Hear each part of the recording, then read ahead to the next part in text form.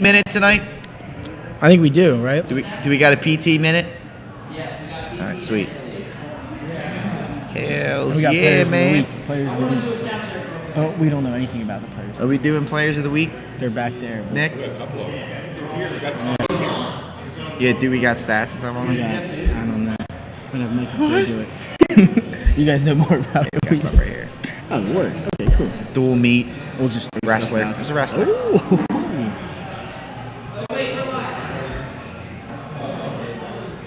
Wait, what?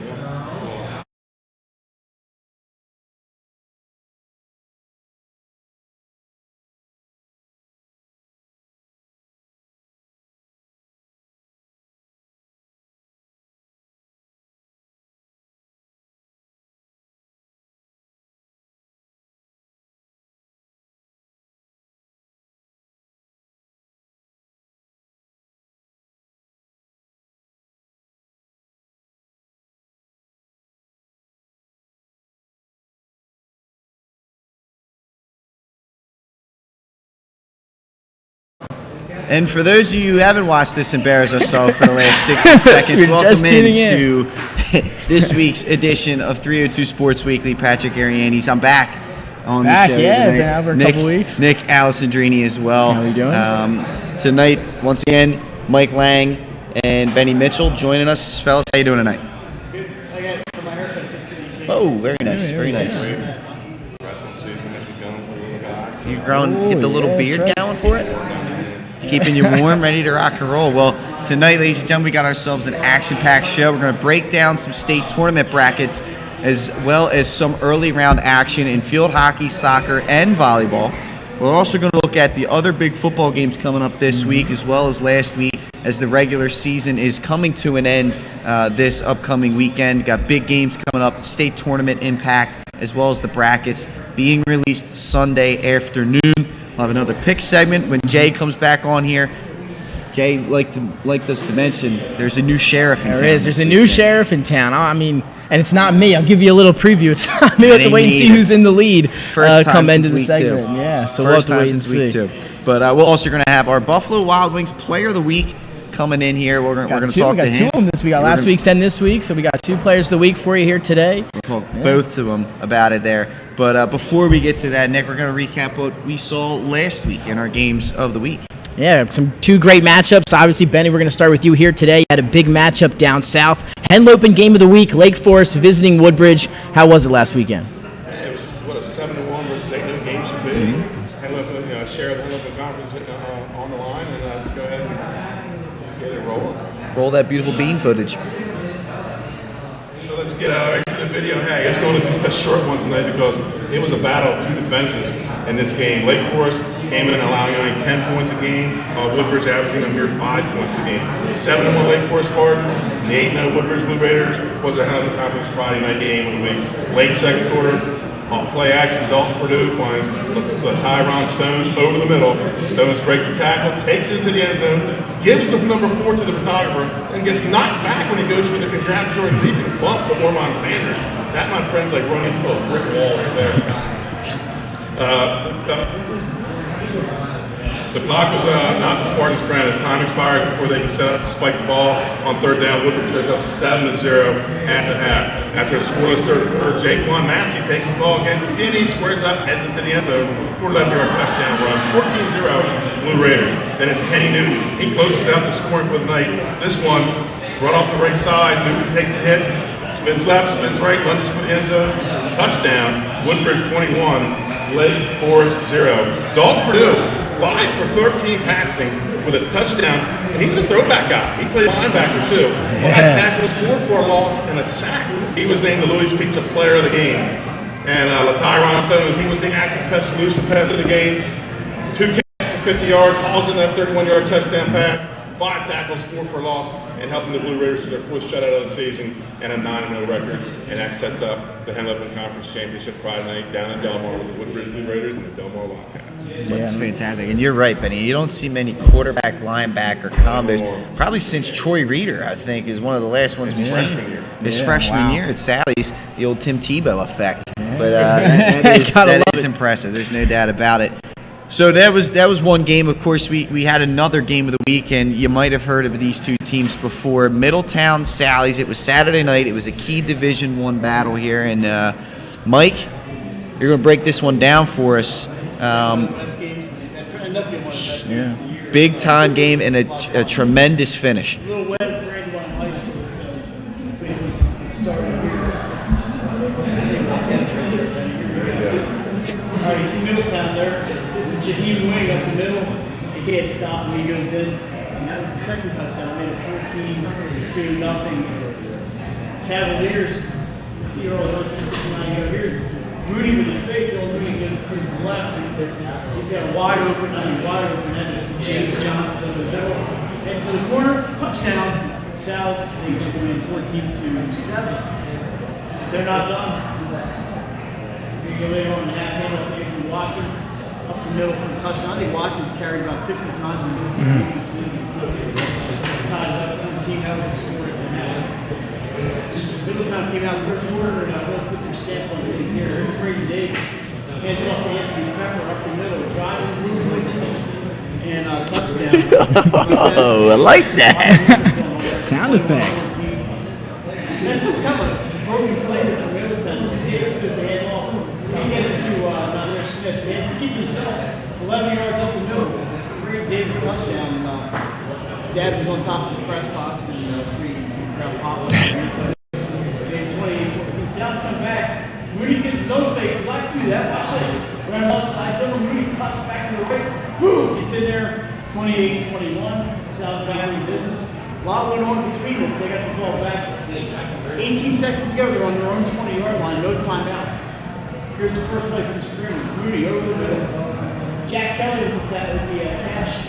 He's up around 40. We got the spike. Moody back. Josh back. Puts the sign down the left side. He's got Josh Johnson. Trust me, he's there. Catches it, and he gets knocked out of bounds. That was stopped the clock with about, I think, 4 seconds to go on the 19-yard line. Here we go. Last play of regulation. Mooney looks in the corner of the end zone. It's Josh Johnson again. Wide open. Touchdown. No time left on the clock. South's trail 28-27. Coach Gerardo feeling the momentum. I'm going to go for 2. And here we go. Mooney almost falls. He's got Liam Mara open, but on that wet turf. Gosh. Just wide to his right. Middletown celebrates a 28-27 win.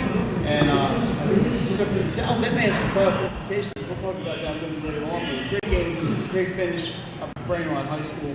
It was a little damp, and that field was slippery. The South went full backflip, so I thought it was a little surprising. We almost tripped on one of those guys coming out. But great game, and I'm glad I was there to see it. We do, and we, Nick. I think we got to talk about the ending of, of that game. I mean, it's one of, if not, it's got to be a top 3 game of the year so far. Sally's predominantly does not like to throw the football. What did you think, Mike? And Ben, you can chime in on this too. A lot of the success we saw in that highlight tape was off the pass for Salesiana. They had no choice.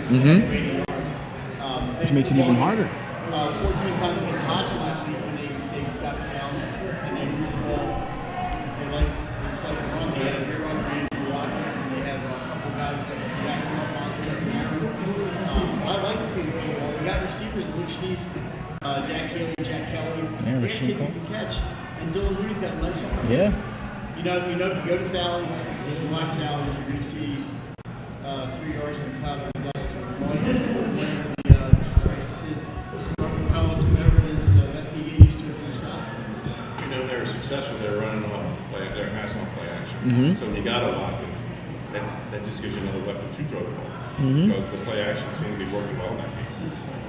Yeah, and also another thing we can talk about that game, and again, we'll dive in a little bit later on as we get into our football segment, but was the decision to go for 2 for Sally's. We talked about it a little off air before we went on here. You had that momentum going through. What did you guys think of the decision and kind of how it played out? Benny, we'll start with you here. Yeah, they got one of the best kickers in the state. Yeah. You know, have the momentum going. If you go back and look at that clip, what are the Middletown's kids showing? They're showing bad body language. You know, some of them are bending over, some of them are moving down. Take the chance. You know, you're technically at home. Of course, you're homeless this year. Yeah. But he doesn't slip. They win that game. So maybe not such a bad play call. Yeah, if you take the momentum effect, and like I said, look at the body language of those Middletown players. They just couldn't believe what just happened. Just, wet field was the difference. Yeah, initially, Jason and I were begin with, we were both a little surprised at the decision because they do have Hunter Simmons who can advocate Yeah. goals from 45, 50 yards. I heard DiNardo's explanation that he had momentum, and then he said, you saw Middletown was sagging a little bit, and Lee Mara was open, and Dylan Luke just lost his footing. He almost went down. I think your job is to stay on his feet. It's hard to argue with the decision. And if you're a player, you're thinking, man, you can end it right here. Coach is showing confidence in you, yeah. That would be for the team. They need a jolt. They lost 2 in a row. And they got St. Lawrence. We're going to talk about that game later. So I really don't have any problem looking back. Too much problem with Coach. No, I mean, and you look at it, it was a good play call because he was open, first and foremost. And if good circumstances are there, like you talked about, doesn't slip, doesn't trip, gets that ball off, a wet football nonetheless, he makes a better throw on that. They were. There was no doubt. It was a great play call. And yeah.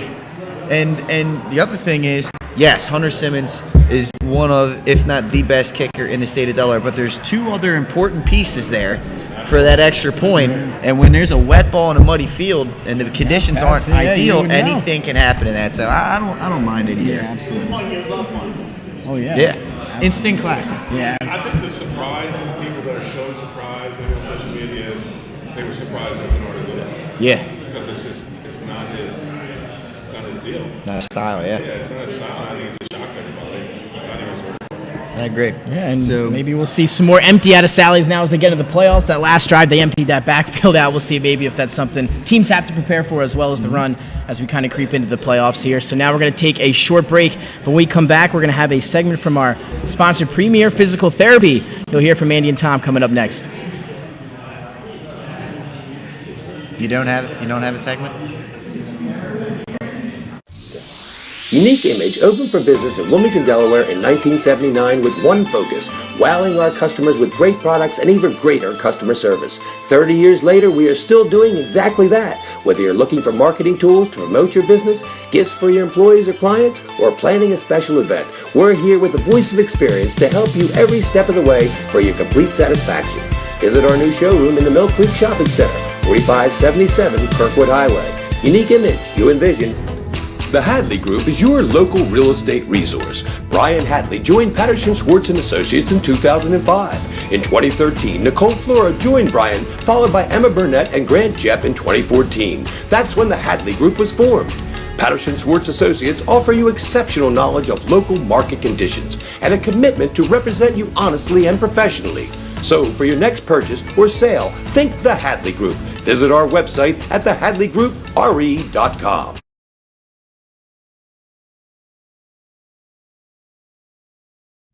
Hey everyone, it's Mandy Minutola, Director of Athletic Training with Premier Physical Therapy and Sports Performance, coming to you with the Premier PT Stretch. So let's talk about concussions. What exactly is the concussion? Maybe you've had one, your son or daughter, your relative has had a concussion. A concussion is any sort of blow, direct hit, or trauma to the head, neck, or face region. It also can come from a blow to the body that jolts the head back and forth. So with concussions, some of the common signs or symptoms that you may experience or may see in somebody that might be having a concussion can be headache, fogginess, nausea, sensitivity to light or sound, and a lot more. There are a lot of different signs and symptoms that can come from a concussion, and it's different from person to person. So say you have a concussion or you think you have a concussion, so what should you do? So one of the things that you should do is seek a physician that has concussion experience or training. Or you can also consult us at Premier Physical Therapy, where we have PTs and athletic trainers that are educated and trained in concussions and concussion management and can help direct somebody to where they should go and help get them through that return to play phase if they are cleared to play. So how do you get cleared to play from a concussion, right? So the one thing we want to do is make sure that your symptoms are clear. You should be symptom-free for 24 hours before you return to any sort of sport activity.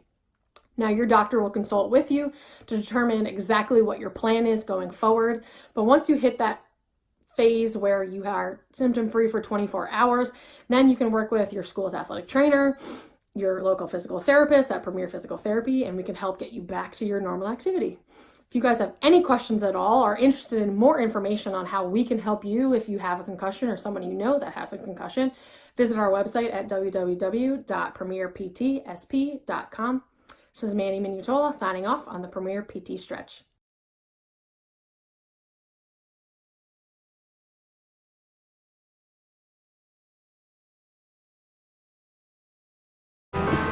Life's too short to hate your home.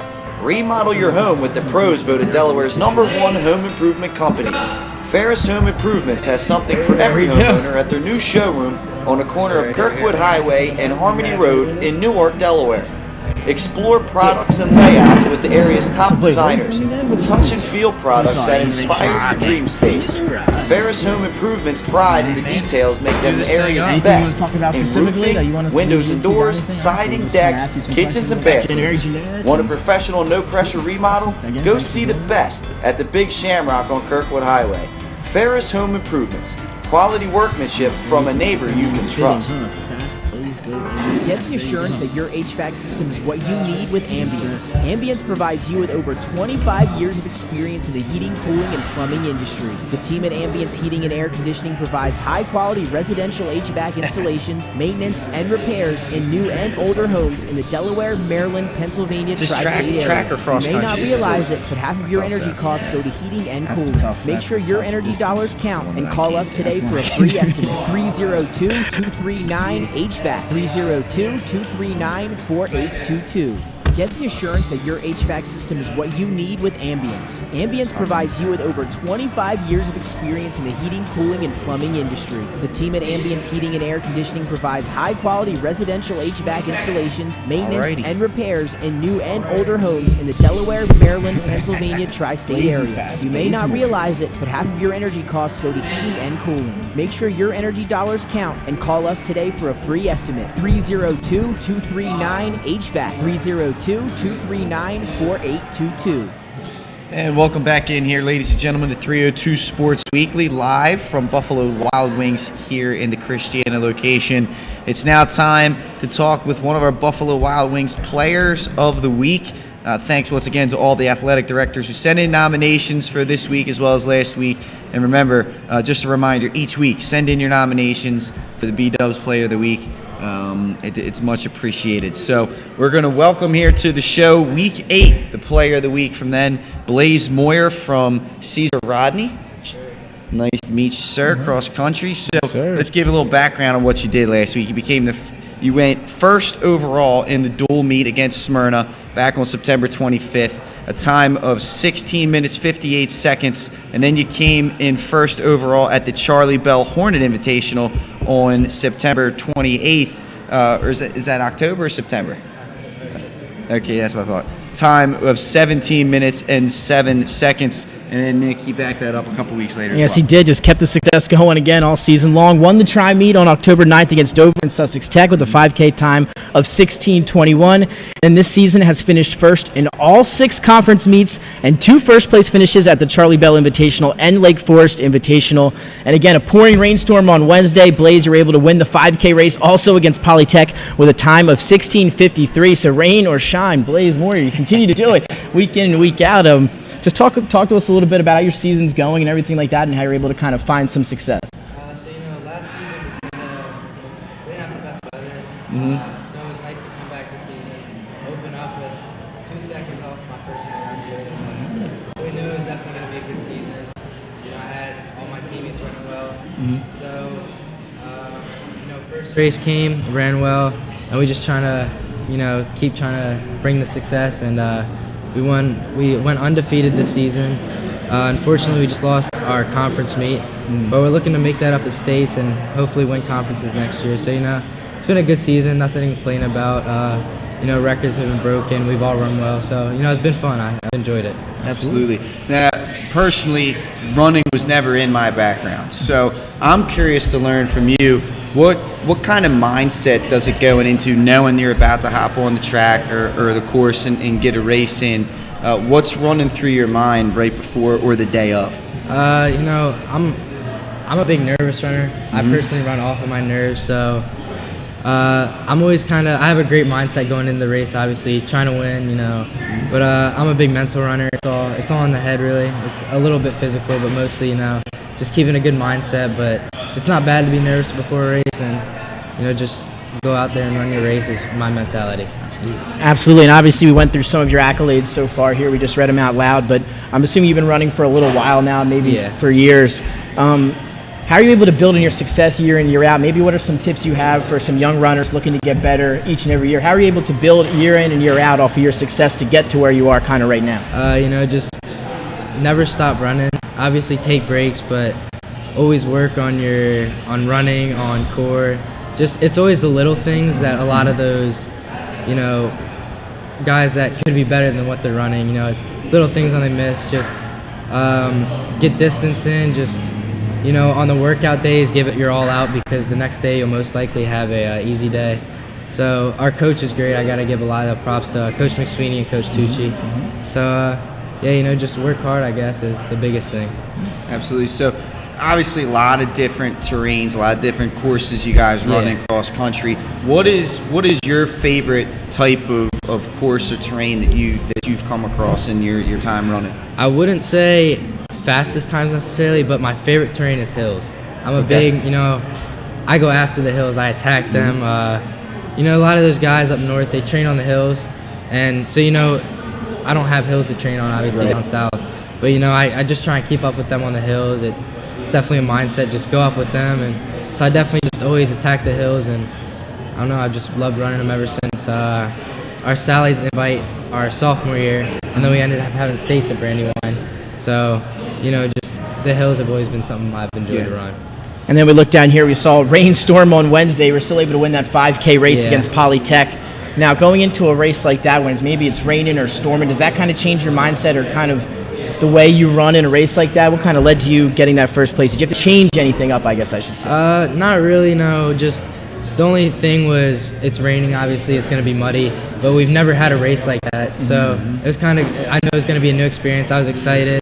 I didn't have to go all out that day to win, so I got to hold back a little bit, but I still ran a pretty smart race, and it was fun to run in the rain. You don't get to do that every day, so I kind of enjoyed it, to be honest. Cool. Keeps you cool, I'm sure. So I've done 5Ks before, right? For the charity events. I'm not great at running them. I got to walk every now and then, but if you could give a tip for, someone who's a bit of a novice runner or someone who's getting involved in it for a charity or thinking about running competitively, what's your number one tip for distance running? Probably just the miles, keep getting miles. Take days where you go hard and run short distance. But definitely it's all about the miles and the work. And then before we let you go, Blaze, again, congratulations. But we ask kind of everyone we interview this question. You like to listen to some music, I assume, maybe before you run. Do you like to listen to some music? Yeah. What's your go-to song, or maybe right now, what would be your go-to song before you step out in there? You got a big race coming up. You need to place first. Say we'll go states. States are coming up. What song you have bumping in your headphones before you head out there for a state championship? I got to think about this one. Yeah, putting you on the spot. I know, putting you on the spot. Yeah, exactly. Benny and the Jets, Elton John. Benny and the Jets, there you go. Benny and the Jets, Elton John. It's got to be. All right. Absolutely, man. I like it. A touch for the old school. Absolutely. No doubt about it. Well, Blaze, thanks once again for coming on. Congratulations. Thank you guys for inviting me. Yeah, not a problem. And best of luck going ahead into the states coming up. So there is our Week 8 B-Dubs Player of the Week, Blaze Moyer from Cesar Rodney. Thanks once again. We're going to take a quick commercial break, and when we come back, we got our second B-Dubs Player of the Week, this time for Week 9 after this.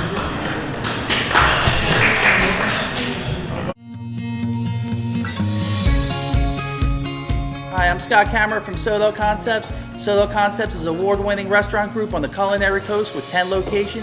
We're a chef-driven group. Come check us out. See you soon. Solo Concepts believes in the vision of our founder, Matt Haley: cook beautiful, simple food, develop the people we work with, and make the world a better place. Solo Concepts on the culinary coast with 10 locations from Lois, Delaware to Fenwick Island. Come check us out.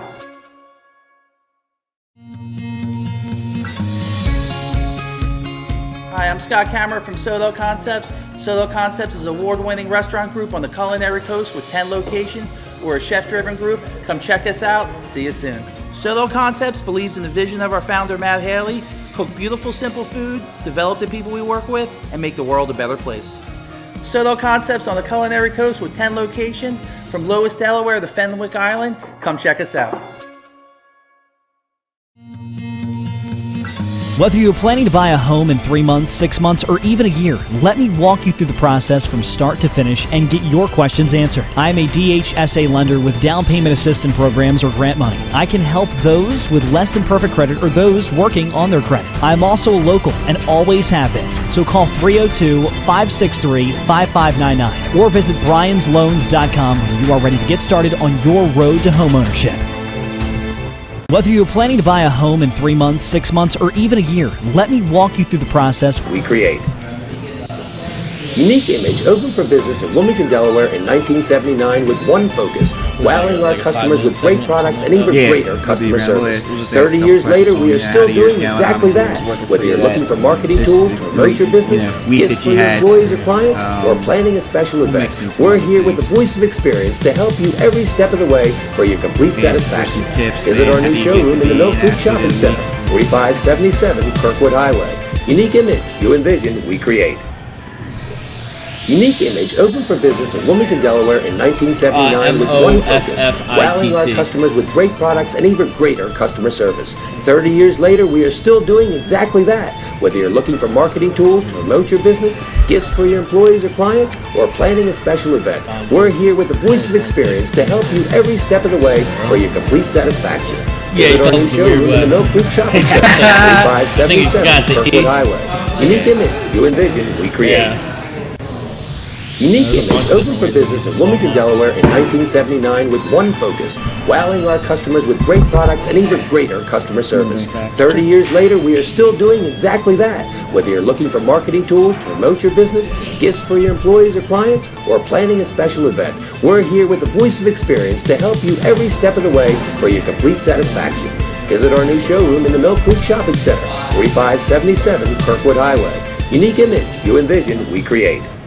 And welcome back live inside 302 Sports. Nick Alessandrini, Pat Duranis here, live at our Christiana location, Buffalo Wild Wings, and a special thanks to Blaze Moyer, our Week 8 Buffalo Wild Wings Player of the Week. And now we're on to our Week 9 Player of the Week as I welcome in the quarterback of St. Andrews, Adrian Watts, and Coach Pat Moffitt. Guys, thanks for coming and joining us here today. Thank you for having us. Absolutely. And again, Pat will start it off. Adrian, a fantastic game last week. 14 for 20, 312 yards, 4 TDs, also rushed for 64 yards. But again, old school. Then you go on the other side of the ball, flip it on defense, 8 tackles, 1 for loss, and you force 3 fumbles and a pass breakup. Did I miss anything? Is that all? Does that sound about right? I think you got everything. Yeah.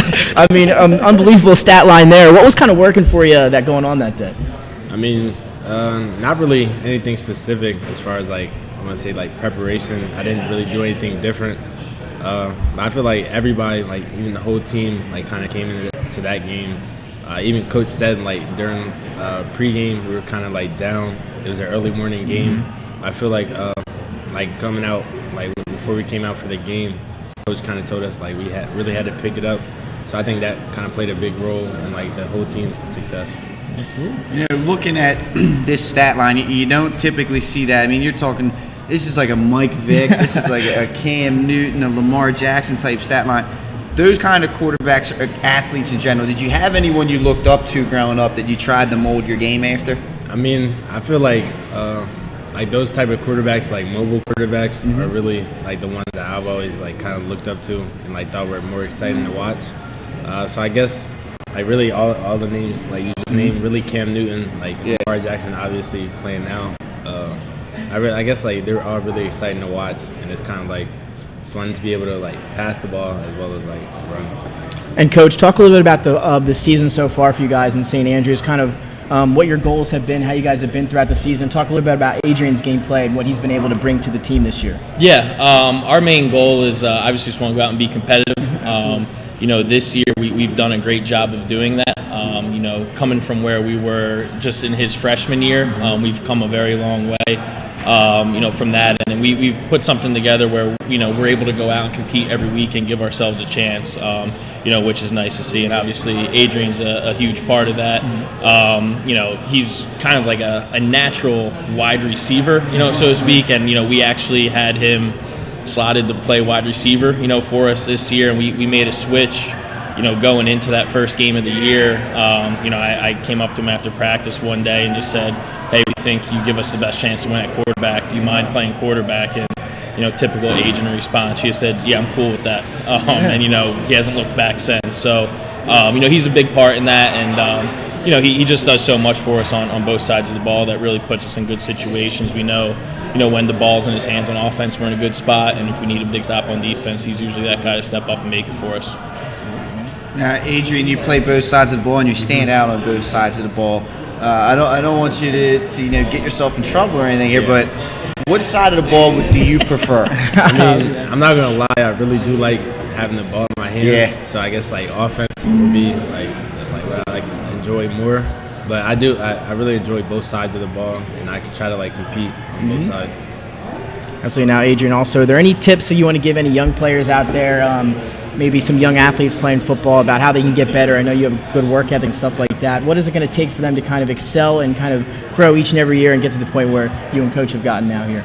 I mean, honestly, I would just say to I guess kind of cliche, but to keep going and keep working hard at everything they do.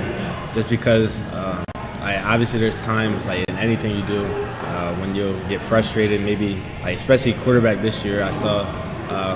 It's not as easy as I would have thought it would have been, but I feel like I've gotten better as a quarterback this year. Through help from my coaches, types of that. And then also, I guess I just kept going this year. I try not to get down on myself as much towards the end of the season as I did in the beginning. So I guess always have confidence in yourself as well. Absolutely. Big game coming up here against Tatnall, Week 10. 5-4 on the season. You can end with a winning record here. Game's coming up. You're in the locker room before the game. This is the common question. This is the 302 Sports special question here. What's pumping through the headphones pregame? We'll open this up to both you guys. What's getting you ready? Listen to it. It's for you too, Coach. Don't worry. How's it? You want to go first? You want me to go first? I don't know. My music selection isn't that. I don't have that wide of a variety nowadays. I honestly don't even listen to music before games. If I had to, it'd probably be something some Justin Moore song. I'm a big Justin Moore fan. So I guess for me, probably some Meek Mill, Dreams and Nightmares. Dreams and Nightmares, that holds a special place in my heart too, with the Eagles and everything. So, but best of luck against Tatnall. Finish the season up strong. Tremendous performance last week. Congratulations, Adrian Watts, as well as Coach Patrick Moffitt. Thanks for joining us, guys. Appreciate it. Thank you, guys. There Appreciate we it. have it. So there's our Week 9 B-Dubs Player of the Week. We're going to take a commercial break. When we come back, the rest of the panel will join us here. We're going to go over some field hockey, soccer, and volleyball state tournaments after this.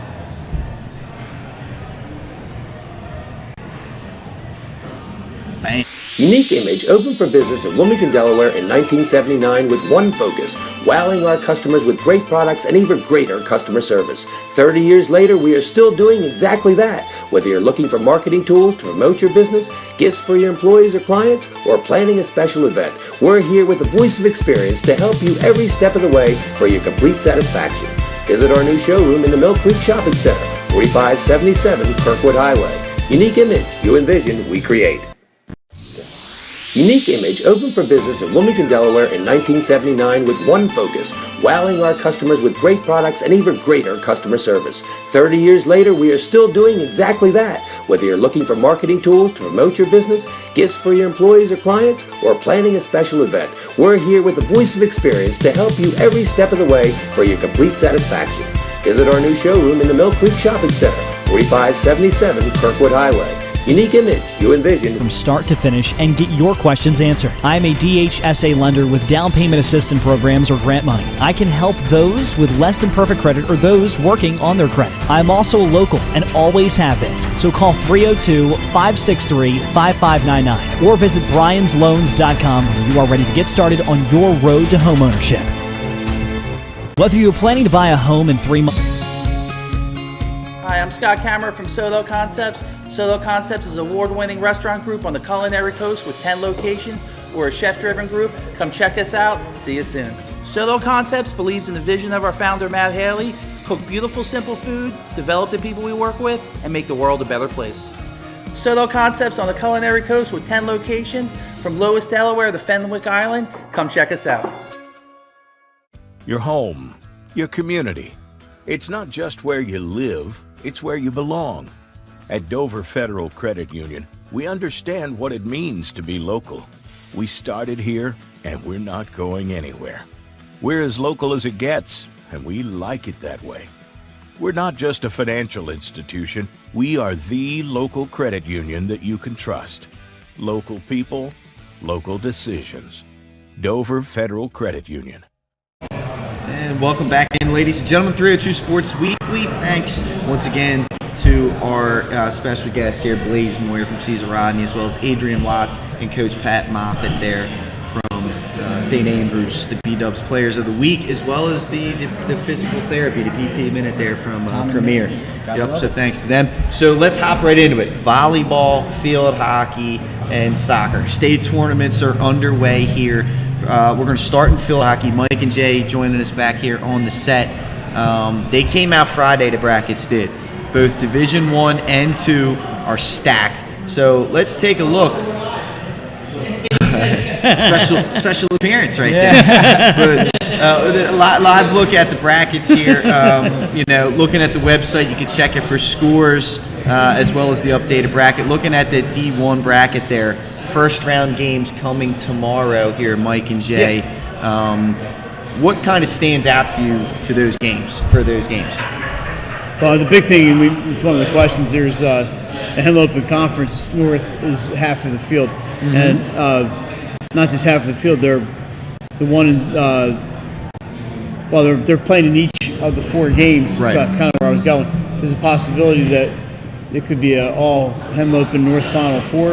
Right. That conference. It's been Cape Henlopen's conference, but Polytech, Dover, Smyrna, they're all good teams. So that's kind of the first thing that jumps out at you.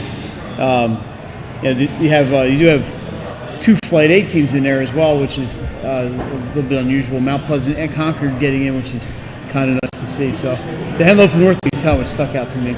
Yeah, and we look again, the semifinals will be Tuesday at UD Rollo Stadium. The championship Friday, November 15th at UD Rollo Stadium. And now, Jay, I look to you with this one. Padua and Concord, they're going to be playing at DMA now, something that they're not used to. That's a turf field. Talk a little bit about that and kind of the effect that might have now with the playoffs here. Yeah, one thing that both Padua and Concord are used to playing on grass. Yeah. Well, guess who their opponents are? Smyrna and Dover. Both play on the turf. Yeah. Oh, wow. So their home field advantage that they earned by getting the 2 and the 3 seed out the window. They get the turf. They're going to have to deal with the speed of both Smyrna and Dover, used to playing on that surface. Like Mike said, Smyrna and Dover could potentially win those games, and then you have Henlopen North Final 4, but we'll see if that does take the home field advantage out for Padua and Concord. Now looking into D2, we do have some results here after round 1. Number 8 Friends gets a 2-1 victory over 9 Caravel. Tatnall, the 5th seed, defeated Wilmington Christian, the 12th seed, 5-4. Newark Charter blanks Brandywine 2-0 in a 7-10 matchup. And unfortunately, Nick, the Spartans of St. Mark's, the 11th seed, did fall to number 6 Tower Hill, 6-0 in that game. Second round games will be Saturday. Yep. So we'll keep an eye out for them. Semifinals next Wednesday at Rollo Stadium, and the championship on the 15th as well. Saw a couple of 1-goal wins by independent conference teams here, Jay. What conference would you say is stronger? Henlopen South or Independent? Well, here's the thing. Henlopen South, 1, 2, and 3 seeds. 4, 5, and 6 went to independent seeds. Mm-hmm. And then Independent got 5 teams in there. 5. Henlopen South only the 3, but they're the top 3. But I would think Henlopen South with those top 3 teams, probably the top 3 teams in that in Division 2, would probably get my thing. But depth-wise, the Independent Conference, it was loaded this year. And good to see Wilmington Christian in the tournament as the 12th seed this year. Maybe the Warriors are getting back in their field hockey program there. And then also now we talked about some of those first-round scores.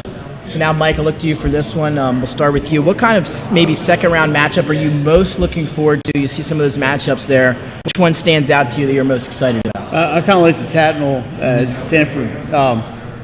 Just the independent conference, they all beat each other over the course of the season. And so I think that's a real toss-up with Tatnall and Sanford. So from a competitive standpoint, I think that's probably going to be the best of the games. Although I think Tower Hill's going to give Lake Forest a real run for the money down there too. But for just competitive overall standpoint, it has Tatnall and Sanford. Would you say that that's going to be an upset? Do you see any upsets in the second round there? You talked about one there with Lake. Maybe that 5-4 game, but I don't know if I consider that an upset. But Yeah. I think the Henny South teams are all going to come out on top in the other three. You agree, Jay? I agree, but the Tatnall has beat Sanford twice in the regular season. Something to keep an eye on to see if Tatnall can get that 5-4 upset. Again, be on the lookout for some of those scores. You can check those out on our website, 302sports.com. So there you have it for field hockey. Now we're going to keep things rolling. Soccer time also now getting into the playoffs here. The brackets, they came out on Friday for Division I and Division II, those state tournaments. So we're going to take a look at those brackets here right now. And again, you can check our website for scores and updated brackets. And now we'll talk a little bit here about the Division I bracket. You'll be seeing it on your screen. And some good matchups here in the first round. Sussex Central and Sally's, number 8 versus number 1. Polytech and Wilmington Charter, another 5-4 matchup. Appo and William Penn. And then Middletown versus CR. That game, Milford, at 7 o'clock. So the first round starts on Saturday night. Any upsets you guys see? Jay, we'll start with you. Anything you see there that kind of maybe you see an upset happening? Wow. I'm going Polytech. They're on a 10-game unbeaten streak. Wow. 8-0-2 in their last 10 games. Kind of on a roll right now. They get a charter team that kind of had an up and down campaign, but is also coming on strong at the end of the year after back-to-back losses to Apple and Sally's. Charter finished the season strong. But if I had to go one, I would go Polytech. I mean, to be unbeaten in your last 10 against a lot of those Henlope and North teams that are in the tournament, that's a good sign. Yeah, I might look at this is going to be the Middletown and Caesar Rodney. CR is a really strong team. Middletown 10-1-4 this year, so they just have the one loss. They played Appo and William Penn from the tournament field, so just throwing a team out there. I think the Cavs could pull an upset against Caesar Rodney. Is it likely? Probably not, but you never know. And that would be my pick, though, Middletown over CR. And just a reminder, semifinal matchups will be next Wednesday at Dover, followed by a championship Saturday, November 16th at Dover. You can watch that on the NFHS network. Looking into the semifinals, guys, what's a potential match there in the semis that intrigues you the most? For me, it's easy. Caesar Rodney, Appoquinimink. I mean, that would be a dynamite match. They played in the regular season. Appo got the better of CR in a close one. This one has the potential of being one of those games that goes to overtime and you could see a golden goal.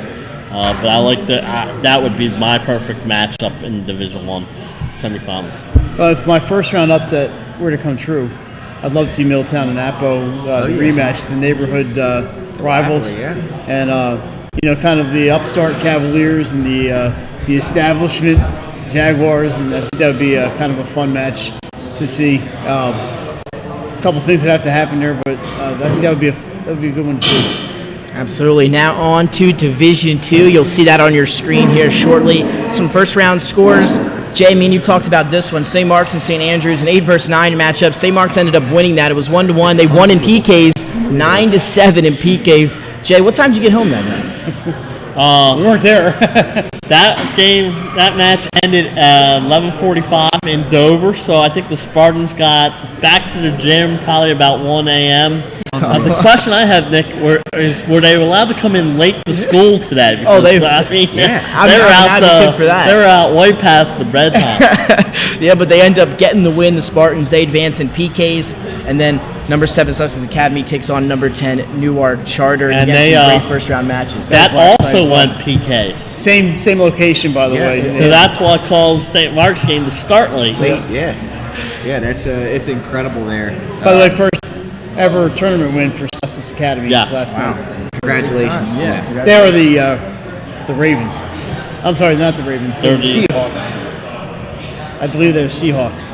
Another Seahawks. Another Seahawks. The Sussex Tech is the Ravens. I knew that. There's a lot of high schools around here. Yeah, who knows? They're not the Ducks. I know that. There are some first round matchups here tonight. Dickinson, the 12th seed, visited Tower Hill. That game was at Caravel, the 5th seeded Hillers. It's over. Mike, do you have an update? Yeah, 3-0 Tower Hill. We saw the first half of the game.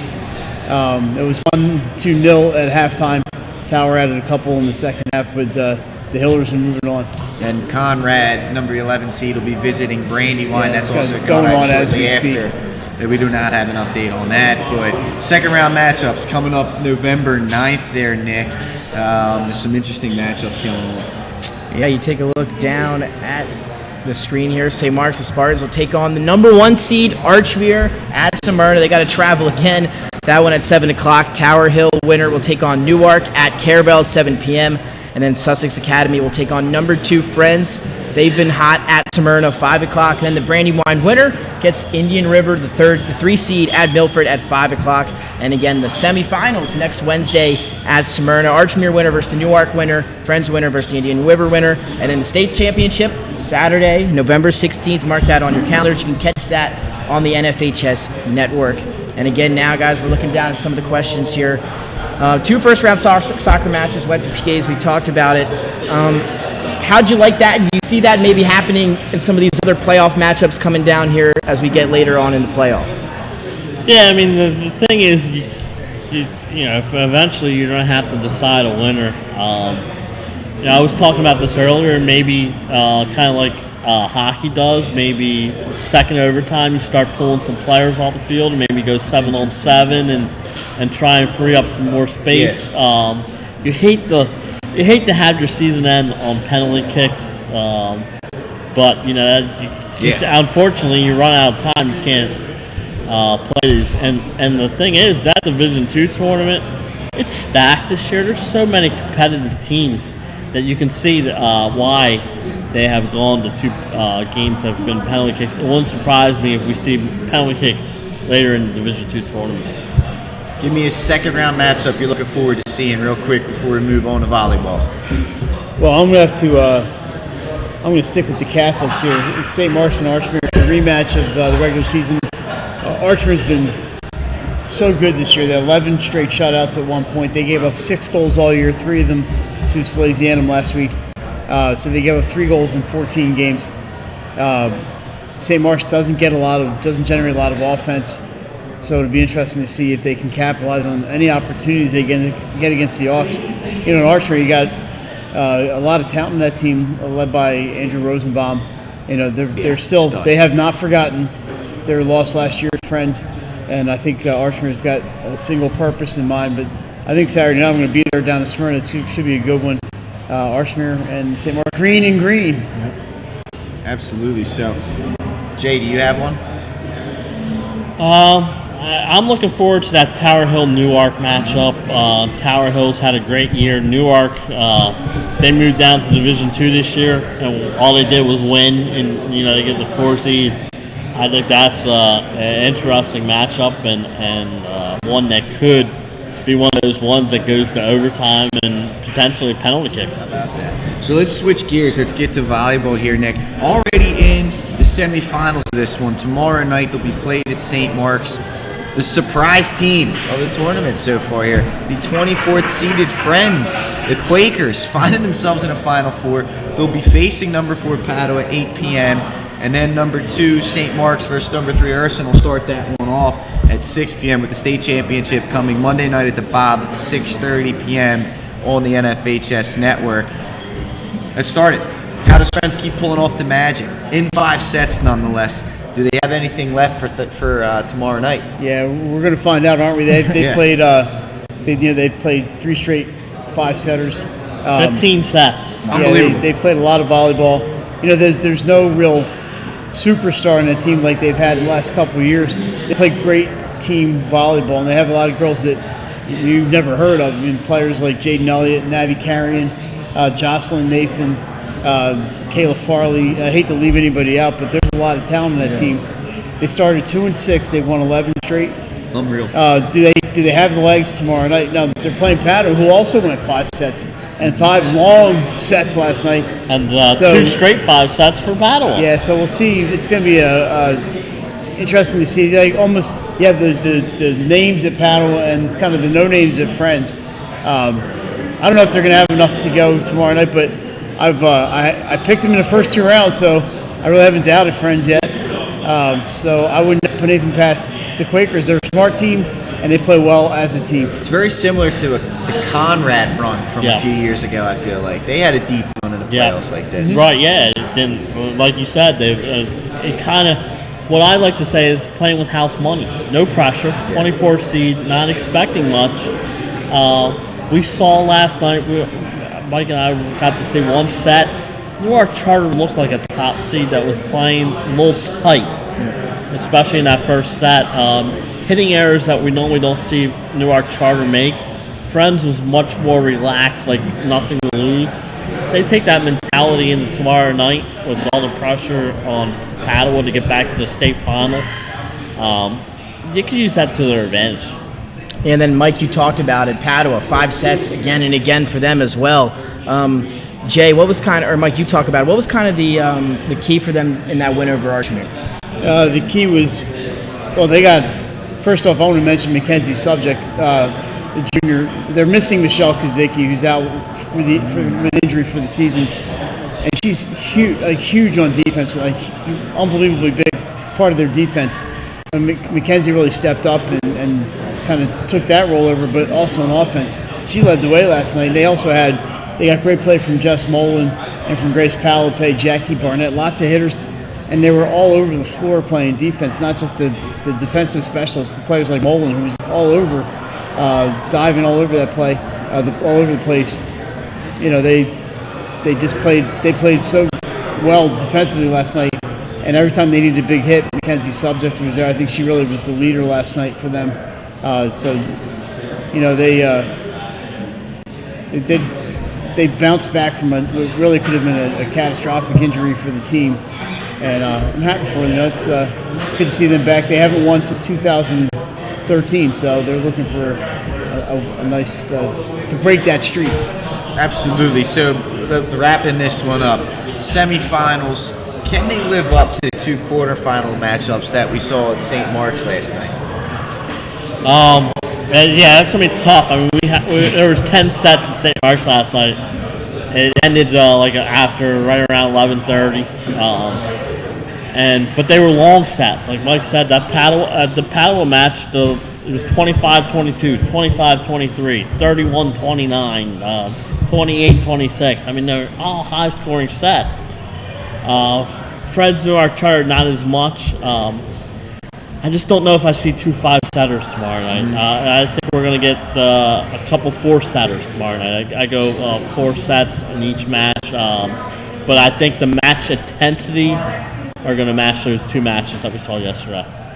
Absolutely. So there we have it. We'll let you know how that goes. The semifinals tomorrow at St. Mark's. Going to take a commercial break very briefly. We'll come back. Benny Mills is going to join the set, and we're going to talk football as well as our pick segment coming up after this. Get the assurance that your HVAC system is what you need with Ambience. Ambience provides you with over 25 years of experience in the heating, cooling, and plumbing industry. The team at Ambience Heating and Air Conditioning provides high-quality residential HVAC installations, maintenance, and repairs in new and older homes in the Delaware, Maryland, Pennsylvania tri-state area. You may not realize it, but half of your energy costs go to heating and cooling. Make sure your energy dollars count and call us today for a free estimate. 302-239-HVAC. 302-239-4822.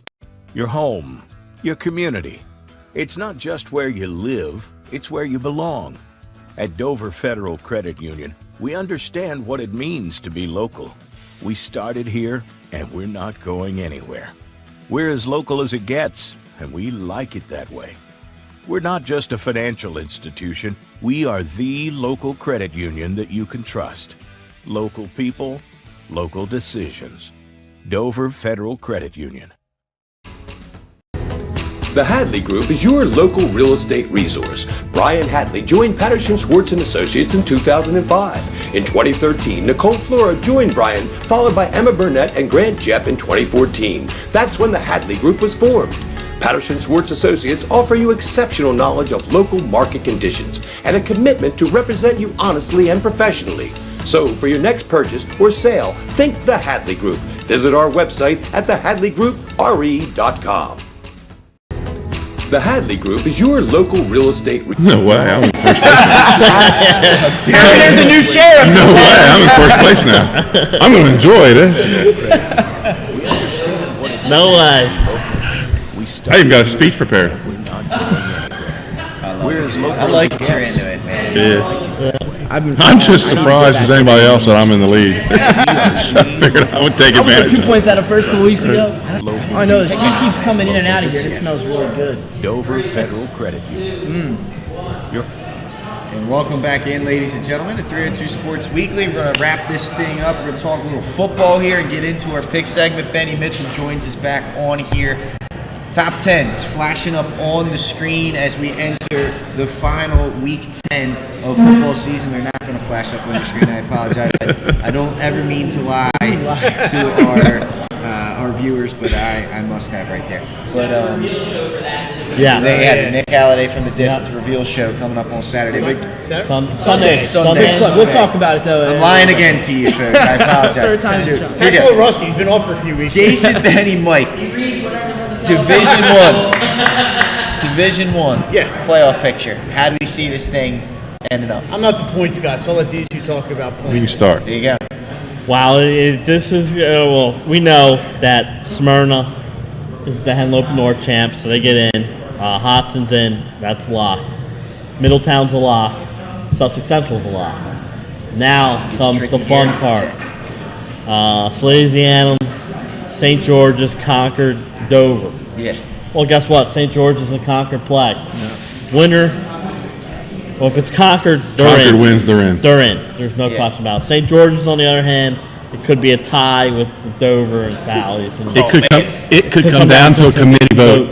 For the first time. Yeah. They have it here first. Have you ever had that before? Is that Not unprecedented? that I'm aware of. Not that I'm aware of for football. my. Yeah, so a lot can, Sally's is going to get hurt this week because they play St. Mark's, Division II team, 4 points. Yeah. Now they can pick up a bonus point from Middletown, and they have to pick up a bonus point from Episcopal Academy, especially if Dover wins. Right. Because Dover will then max out, I believe, at 44. And Sally's would need that point to get the 44. Sally's did beat Dover head-to-head, so they would get that tiebreaker over Dover. Love it. I love hearing about all this stuff. Yeah, and the St. George's, Concord. Yeah. How about Concord? You talk about start on bottom. Now we hear they were 1-5 at midseason, 1-4 at midseason. They're on a 4-game winning streak. Their playoffs started on October 12th. Yep. And they lost to Woodbridge by that much. So they could get in with a 6-4 record. Yep. And the bonus points are just going to be huge for them. Yeah, so there you have it, a little bit of Division 1, but now we're going to move on now to Division 2. Mike, Jay, and Benny, it's kind of the same question here. How do you see Division 2 shaking up? Well, it's Division 2. Division 2. Okay? And every year comes down to late Saturday afternoon. Because I can tell you right now, I've looked at it. I think I know who's going to be in, but that could all change in 1 or 2 games. I mean, there is scenarios where I'm looking at 8 teams, 2 others could get in. Yeah. I mean, there's and I don't know what it is about Division 2 football, but they can knock each other off like there's no tomorrow. It's insane. Jay, you're looking at this right now. How do you think this sets out? I know you've been locked in the bunker putting the points together. Well, it's interesting because Friends and Tower Hill play this week. Right now I have Tower Hill sitting 2, Friends at 7. Well, Friends loses, I think they're out. Yeah. They're out. I mean, they're in a must-win against Tower Hill. Then you look at, Delmar and Caravel with 4 and 5 right now. Caravel's got St. E's. Delmar a little bit of a challenge down there against Woodbridge, so a lot can change. And I think Delmar, Benny, if they beat Woodbridge, I think there's a chance they could be number one. Yes. Yeah, so I mean, a lot can happen this weekend. Yeah, they could go from 4-1 with that win. Yeah, Unbelievable. And Mike, you're sitting back, you're watching all this unravel. What's the most shocking storyline you've seen? That somebody could go 8-2 and miss this tournament. Right. Yes. I'm sorry to a couple of schools out there, but you might be watching the tournament with us on the NFHS network because 8-2 is just not going to be enough to get it done. And it looks like it's very, very possible that could happen. And now, Benny, we look to your game of the week this week, Lake Forest versus Milford. Great game on paper here. Talk about some keys to the game in your matchup. It's the Battle of the Bell, so it's a huge game down there. It's something we stab downstate is we still have those traditional community rivalries, and they're real. I mean, Lake Forest is coming off a tough loss. Man, they got a 1,000-yard rusher. The guy held to 44 yards last week. Is Woodbridge that good? Right. They showed up last week. Now they're coming in against a rival, must-win game. They lose, they're out. This game was won on a field goal last year, game-ending field goal by Lake Forest last year. Playing at Milford, I think the keys are Milford's got to play like they have nothing to lose. They're playing for a 5-5 record. I think Milford, instead of worrying about 5-5, wants to worry about getting that bell back in Millie. Absolutely. And guys, looking ahead, there's other games going on this weekend. Give us a game you're keeping an eye on. We'll start with you, Mike. Well, I'm going to go with what we talked about a little bit earlier, Salesianum and St. Mark's. And you'd say, well, the Sal's, they've won 4 in a row in this rivalry. St. Mark's doesn't have the numbers that Sal's has. The game's lost some of its luster, but Sal's need a win. They need to win. St. Mark's is kind of on the outside looking in, but they need a win and some help. So the game means something for both teams. And there's still a rivalry, Nick. We don't talk to each other outside of here because, this week we're not allowed. Yeah, so it's still a rivalry. It's still important for both of these schools. That's why I'm looking at Sal's and Spartans in the graveyard. Jay.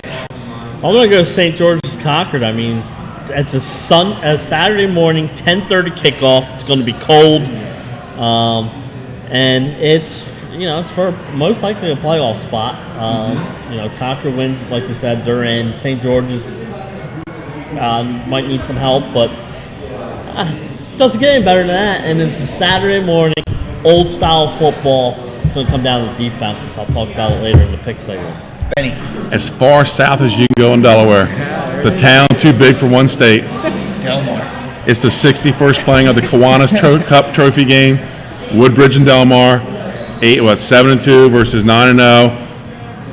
Throw the records out. I mean, Delmar held for that. They held on that trophy so long they had to go find it and dust it off when Woodbridge won in 2016. Now it's been going back and forth for 4 or 5 years now. Now the trophy's coming important.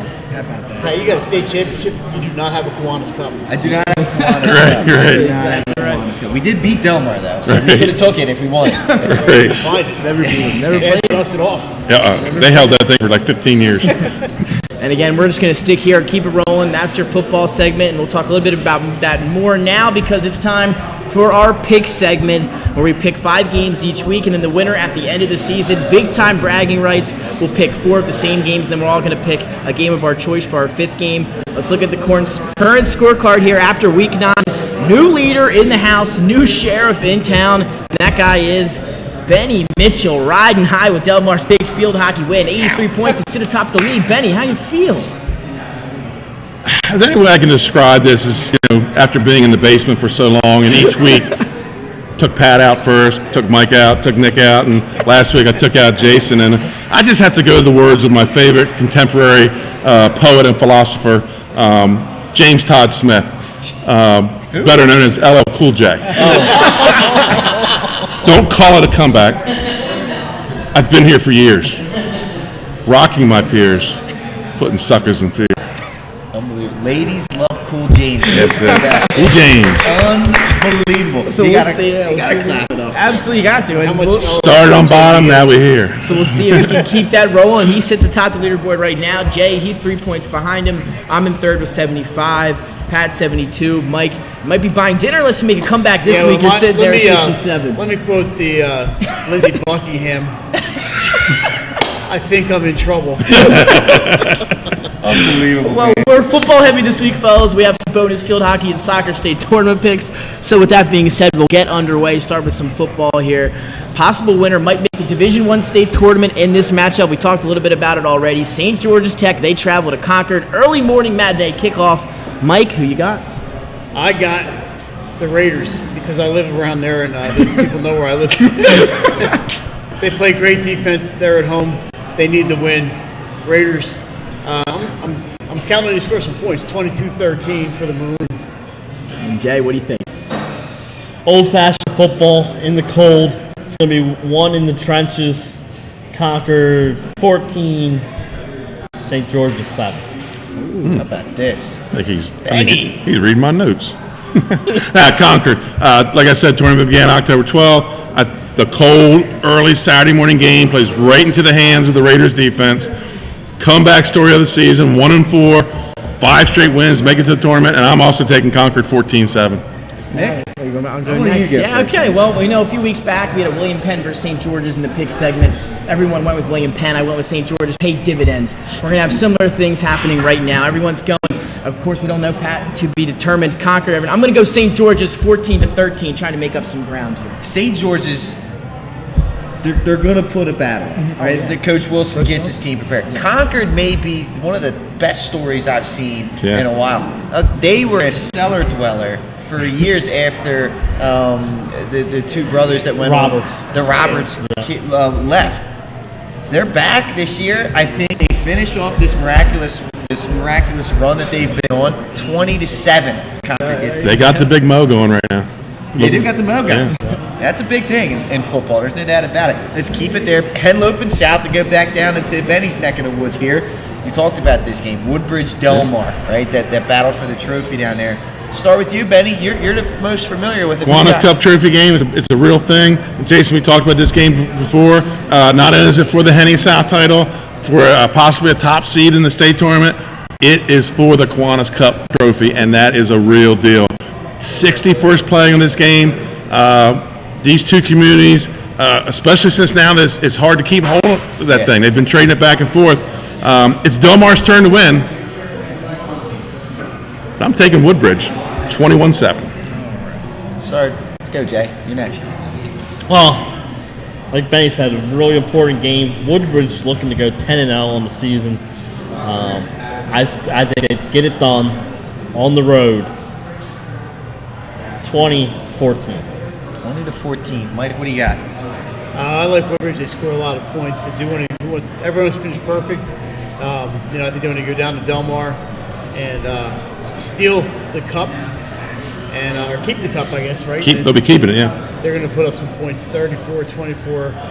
The Blue Raiders. I think Woodbridge is playing, well, obviously, they're playing for something a little more. They got a little extra going on this year for them. It's a special year. I'm taking Coach Jed Bell and his group down there as well. I'm going to say 32-24. Yeah, but I got Woodbridge 28-21. So we'll round it out. Doing Woodbridge. high scoring, all right. So sweep. Yeah. Give Delmar some bulletin board material. Right, there you go. It will. It's already hanging up. It is. Coach Hearn's got that thing rolling. So now I got another football game for everyone here. Go to Old North Road as the Dover Senators will face the CR Riders. Interesting matchup here. Mike, let's start with you. Dover, CR, who you got? Well, it's been an interesting week to say the least down in Camden, and we won't get into that. But I wonder if the distractions from last week's game carries over. So some issues going on in CR. We're going to go with Dover, who needs this win, and that's more important. 34-22 Senators. Jay? Dover's going to go to Old North Road and leave Old North Road with the win. 28-24.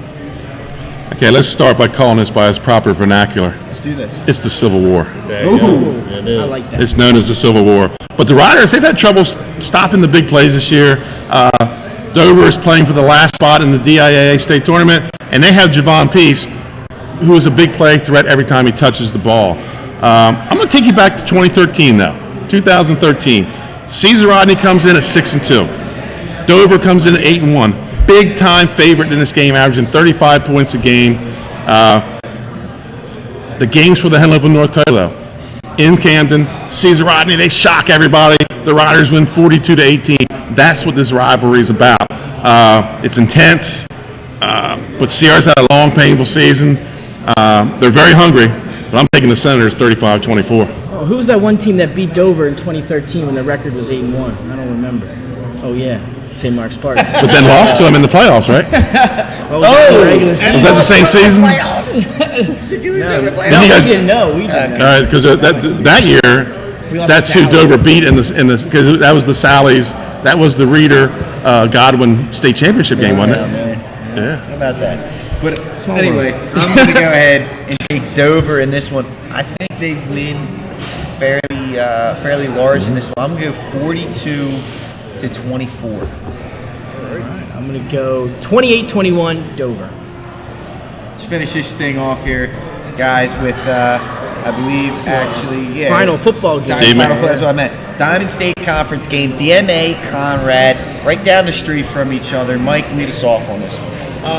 DMA confounds me. That team with that much talent struggles to score points way too much. But I think they take out their frustrations. They're going to wrap up their season. I don't know if they have a shot at Division II. I think they're too far gone. I'm taking the Seahawks, and they're going to score some points, 45. 27 as they march up the road about half a mile. Jay? DMA needs win and some help to get in. Conrad's looking to finish over 500. Yep. Both had big chances last week and failed. I'm going DMA. I'm going to make it a 1-point game, 21-20. Wow. All right, Benny. That guy back there had something to do with what happened to Conrad last week. We had on the show a little earlier. Exactly right. Both teams have something to prove after disappointing losses last week. Delaware Military, 42-20. I'm going to roll. I talked to Coach Rashawn Davis from DMA a few weeks ago. He said they're ready to go. They're locked and loaded coming around. I'm going to go DMA 35-14. Conrad? Point to the camera. Which camera is it? Where are we? You're gonna make me look great here. I'm predicting an upset. Conrad, 24-22. There it is. All right. Go Red Wolves. I'm sorry, DMA, love you too, but I'm feeling going Red against Wolf the fever. grain. Yeah, you got to Red feel Wolf it. fever right here. Now, guys, it's time to talk some bonus points here. Field hockey state tournament. I hope you did your field hockey research for today. Obviously, Cape and Delmar, they're going to teams look out for here. But for bonus points, name their opponent in the championship and the final score. You were jumping a little bit ahead. Name the opponent. Those teams will be placing in the championship and the final score. Let's start. Jay, we'll start with you. Well, I think in Division I, it's going to come down to Cape and Padua. I like Cape 2-1. And then Indian River will get their rematch with Delmar. I think it'll be 4-1 Delmar over Iowa. All right, Mike, what do you got?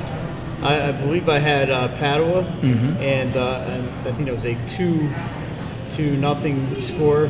And then in Division II, I'm going to go with the third seed, Lake Forest. And Nick, what score did I put up there? 3-1? 5-0. 5-0 Delmar. Yeah, it's going to be 5-0 Delmar. But they get Lake Forest, I hope, in that one. Because I need the points. I can't afford to buy dinner. I'm going to go repeat of last year, Division I. Cape's going to, and Padua will be in the finals again. Cape Lopen's going to walk away with it 2-0. In Division II, all Henlopen count, South final, baby. It's going to be Delmar beating Indian River by the same scores as the regular season.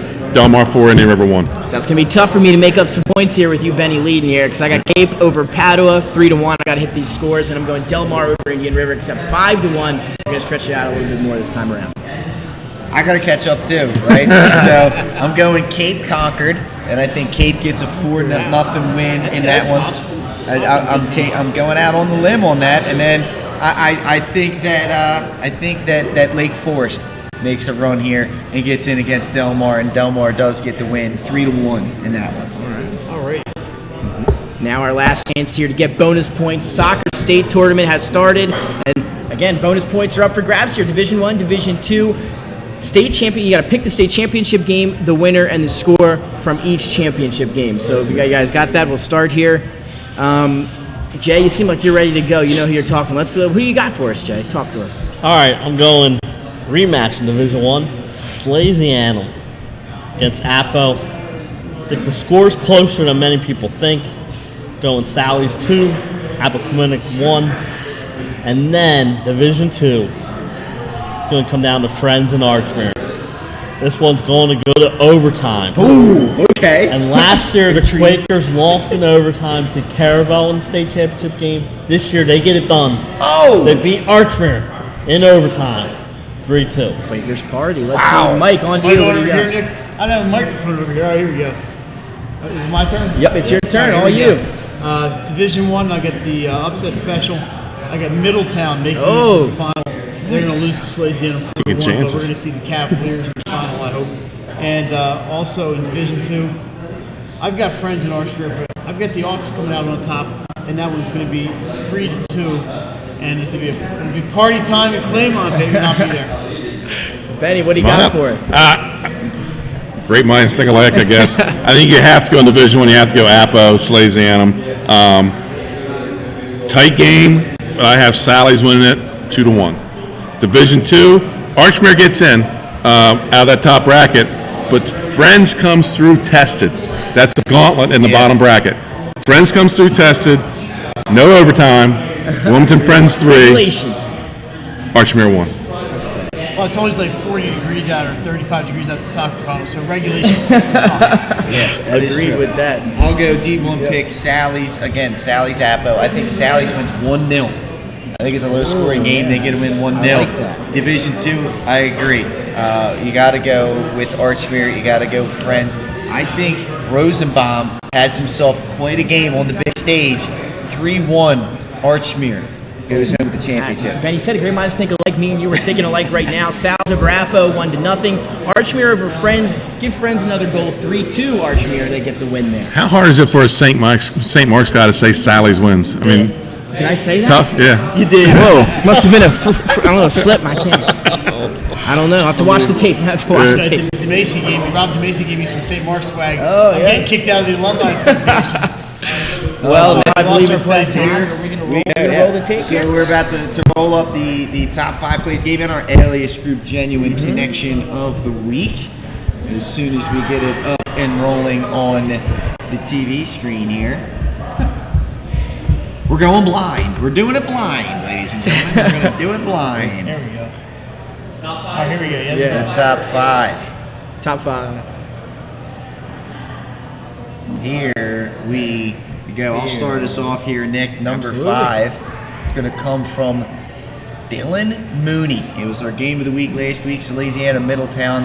The keeper fools everyone here. Look at this beautiful play fake. They teach it well over at Sally's. Look at him keep the footing, bounce off not one but 2 Middletown defenders, and let me wave goodbye.